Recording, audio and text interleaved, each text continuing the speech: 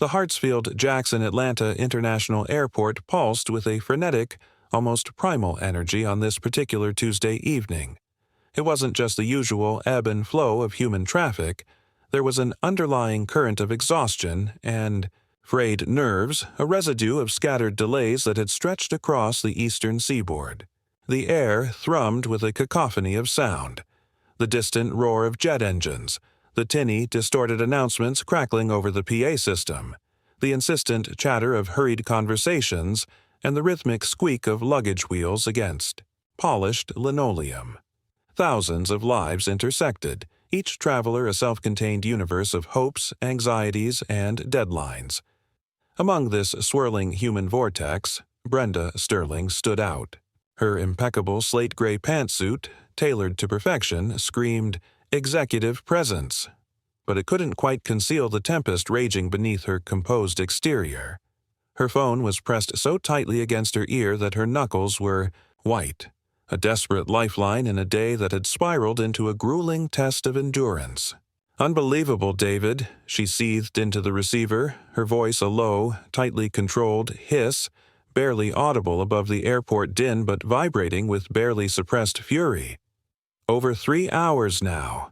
This morning's meeting simply cannot be postponed. Not with the Sterling Bridges account hanging in the balance. Do you have any idea what this delay means for the proposal? This entire trip has been a colossal waste of my time, not to mention the utterly barbaric customer service I've endured." She punctuated her tirade with short, frustrated paces, her high heels clicking sharply on the glossy floor. Every word was a testament to her mounting irritation, a litany of inconveniences she felt unfairly burdened with. Her gaze, sharp and impatient, swept over a large digital screen embedded in the wall. It briefly displayed the crisp, modern logo of Horizon Airways, then transitioned into a short, professionally produced advertisement. The ad featured a confident, articulate man with an easy smile, speaking passionately about the airlines, commitment to innovation, and passenger experience. "At Horizon, we believe the journey is as important as the destination," he stated, his voice resonating with sincerity. "We're redefining what it means to fly." This man was Jordan Hayes, CEO of Horizon Airways, and his image, brimming with quiet authority, flickered past Brenda's periphery. She was too consumed by her own tempest, the missed connections, the looming deadlines, the sheer exhaustion, to truly register the face, let alone connect it to the brand. The subtle irony, the unwitting prelude to the collision awaiting her, was entirely lost. Meanwhile, a stark contrast to Brenda's agitated state, Jordan Hayes occupied a plush leather armchair in the serene, almost monastic quietude of the first-class lounge. Dressed in a flawlessly tailored charcoal gray suit, a discreetly patterned silk tie cinched perfectly at his throat, he exuded an understated power that was both inviting and subtly commanding. His hands, long and elegant, held an iPad. His attention calmly fixed on an intricate article about sustainable aviation fuel in a prestigious business journal. His dark eyes, intelligent and contemplative, scanned the complex text, occasionally lifting to survey the bustling yet distant activity beyond the lounge's soundproofed glass. He glanced at his elegant wristwatch, a discreet Patek Philippe, not out of impatience, but with the measured awareness of a man whose minutes were meticulously allocated, whose schedule was a finely tuned instrument. There was no visible trace of the day's inherent stresses on his composed countenance, only a quiet strength, a deep well of self-possession that seemed to draw an invisible boundary of peace around him, isolating him from the general chaos.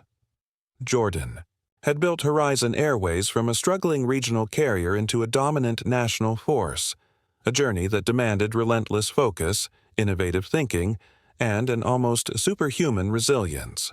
He had faced down corporate raiders, weathered economic downturns, and navigated the treacherous currents of an industry notoriously resistant to change. He knew the value of a calm mind in a storm, a lesson learned repeatedly in boardrooms and in the skies. His current flight, a routine hop to Dallas for a crucial early morning board meeting, was merely another segment in a life defined by forward momentum. Finally, a calm, authoritative female voice, amplified but clear, cut through the airport's lingering din.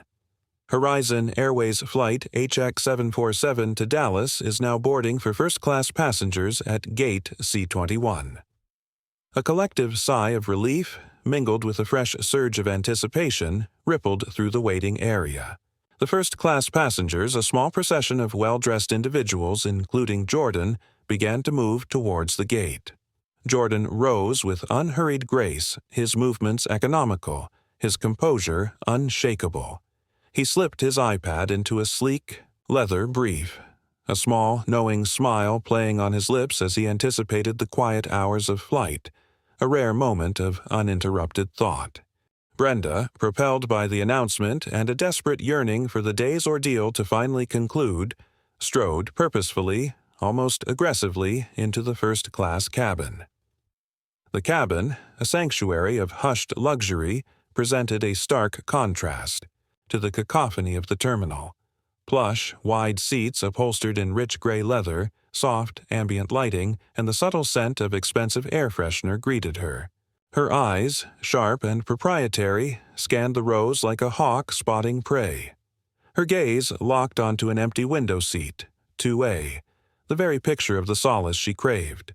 With an audible sigh of relief, a small, hard-won victory in her exhausting day, she slid into the seat. Without a second thought, she flung her expensive, butter-soft leather jacket over the adjacent armrest, effectively claiming the space as her own, a subtle yet unmistakable signal of her expectation for an undisturbed journey. Finally, she murmured to herself, a weary satisfaction settling over her, a fragile truce with the day's misfortunes. She settled back, pulling out her noise-canceling headphones ready to disappear into her own world. Mere seconds later, the quiet rhythm of the cabin was punctuated by a new presence. Jordan Hayes appeared in the aisle, his movements unhurried, his demeanor radiating an almost preternatural calm that felt strangely out of place in the high-strung atmosphere of the flight. He held his boarding pass loosely in his hand, his dark eyes focused with quiet certainty on seat 2A. He saw the jacket, but assumed it was a temporary placement. He stopped gracefully beside Brenda's seat. "Excuse me," he began, his voice a smooth, deep baritone, calm yet unmistakably clear, cutting gently through the hum of the cabin. "I believe this is my seat." 2A. Brenda, engrossed in finding a suitable podcast, barely registered him. She didn't even deign to look up. Her gaze remained fixed straight ahead, a subtle smirk playing on her lips, a dismissive half-smile that spoke volumes, a silent declaration of his perceived insignificance. "I'm sure you're mistaken," she said, her tone dripping with thinly veiled condescension, an unspoken assumption of his error. "Check your ticket again." She waved a hand vaguely in his direction, a dismissive gesture as if shooing away a minor, annoying insect. Her body language conveyed absolute certainty, an almost imperial right to the seat. The air in the cabin, already thick with the quiet hum of anticipation before takeoff, suddenly grew heavy, charged with an unspoken tension. Tyler, a sharp-eyed college student in his early 20s, seated directly across the aisle in 2B, slowly removed his expensive noise-canceling headphones, his eyes widening slightly as he registered the unfolding drama. Behind them, David and Lisa Chen, a quiet, well-traveled, middle-aged couple, exchanged a quick, knowing glance, a silent acknowledgement of the brewing storm. Sarah, the lead flight attendant, a young woman whose professional composure was usually unshakable, paused in her duties near the galley, her smile faltering, a flicker of concern crossing her features. This was clearly not a typical boarding dispute. An unusual current of antagonism was already palpable. Jordan, unperturbed by Brenda's curt dismissal, simply extended his boarding pass towards her, his hand steady, his fingers long and elegant. 2A. "Here you go, ma'am." he stated, his voice still calm but with an underlying current of quiet, undeniable authority. His politeness was a shield, but also a weapon. Sarah, sensing the escalating tension and the brewing discomfort among the other passengers, stepped forward, her voice soft but firm, a trained professional navigating a delicate situation. She glanced at Jordan's boarding pass, then back at the seat. "Yes, ma'am," she said gently, her tone indicating the polite but undeniable truth. "This is Mr. Hayes's seat." She tried to offer Brenda a sympathetic smile, hoping to diffuse the situation. Brenda's jaw tightened visibly. She snatched her jacket off the armrest, clutching it tightly to her chest, her knuckles turning white. "I'm already seated here," she declared, her voice now a brittle blend of exasperation and command, betraying a rising panic beneath her veneer of control. "Can't he just sit somewhere else? Surely there's another empty seat in first class." Her eyes darted around, searching for an escape, a justification for her obstinacy. A faint, collective murmur rippled through the cabin, a ripple of unease, disapproval, and a growing sense of injustice. Brenda then turned her head, her gaze finally meeting Jordan's for the first time, but it was not a look of recognition, only disdain. Her eyes, narrowed and cold, raked over him, taking in his perfectly tailored suit, his calm demeanor, and his skin color. "Some people," she scoffed, her voice laced with an unmistakable sneer, thick with unspoken judgment, always trying to get ahead of themselves, always pushing the boundaries. "You know the type." The words hung in the air, a thinly veiled, racially charged insinuation that stung far more deeply than a direct insult.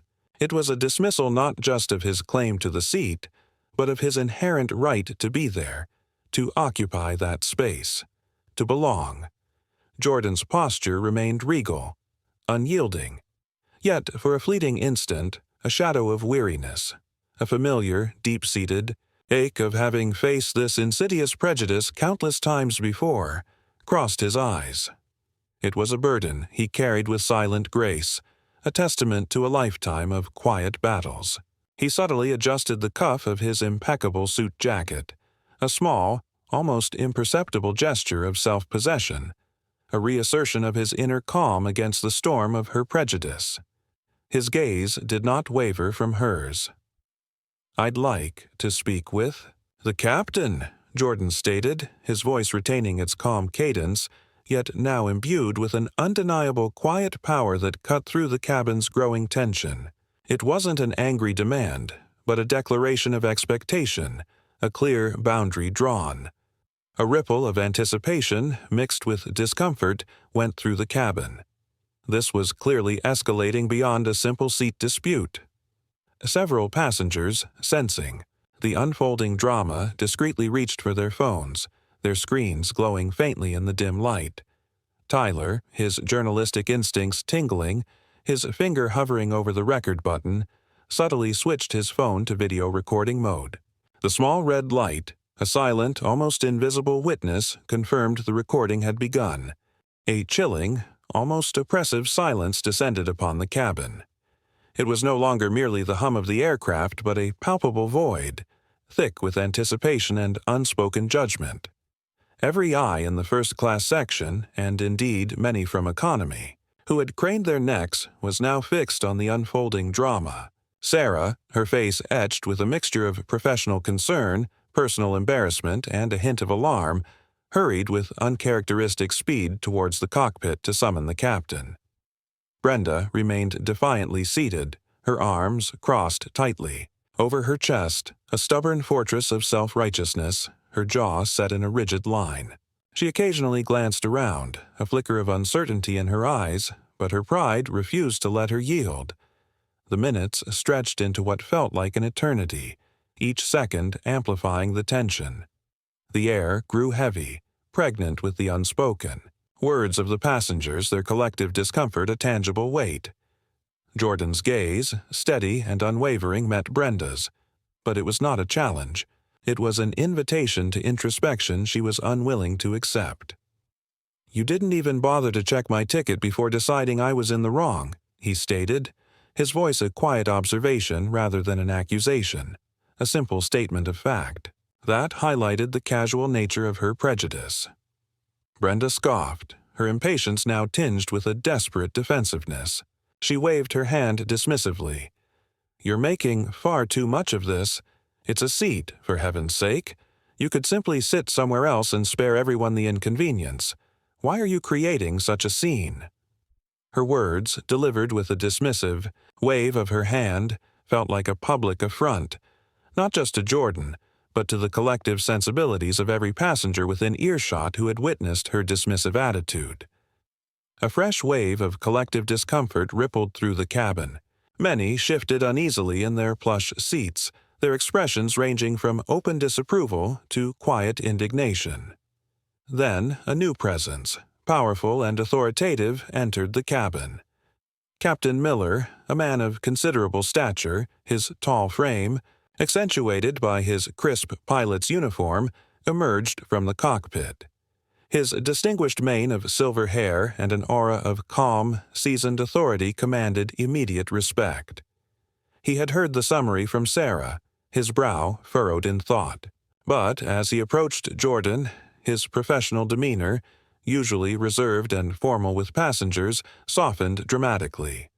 A genuine warmth, almost paternal, replaced his initial sternness. "Mr. Hayes," he said, his voice deep and resonant, extending his hand with a sincere smile that reached his kind, experienced eyes. "So good to see you again. How are you this evening? We weren't expecting you on this flight." A collective gasp, soft yet undeniably present, swept through the cabin. It was an almost theatrical sound of astonishment. Phones, already poised for recording, were now held higher, their lenses capturing every nuance of this unexpected, deeply personal exchange. This was clearly not the standard greeting for a typical first-class passenger. This was the greeting for a colleague, a superior, a friend. Brenda's face, already flushed with irritation and the beginnings of acute embarrassment, now turned a deeper, alarming crimson. Her jaw dropped almost imperceptibly. "Wade, you know him?" she stammered, her voice a sudden pathetic squeak, the carefully constructed edifice of her confidence crumbling around her. Captain Miller, his gaze still warm towards Jordan, then shifted to Brenda, his expression firm and unyielding. "Yes, ma'am," he stated, his voice leaving no room for doubt.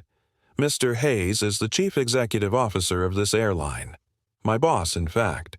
Now, if you'd kindly move to your assigned seat, 2C, so we can get this flight airborne on time. We're already running behind schedule due to this delay." His tone was polite, but his meaning was crystal clear. The debate was over. A deathly silence, heavier than the roar of 1,000 engines, more profound than any vacuum, descended upon the cabin. It was an absolute, suffocating hush. Brenda's eyes darted frantically like a trapped animal between the captain, then to Jordan, who remained a picture of serene composure, and then to the rows of stunned faces, mouths agape, that filled the cabin. The weight of her humiliation, stark and absolute, crashed down upon her, a physical blow. Her grip on her jacket slackened, her defiant posture crumbling into an agonizing slump. She seemed to shrink in her seat, suddenly fragile and exposed.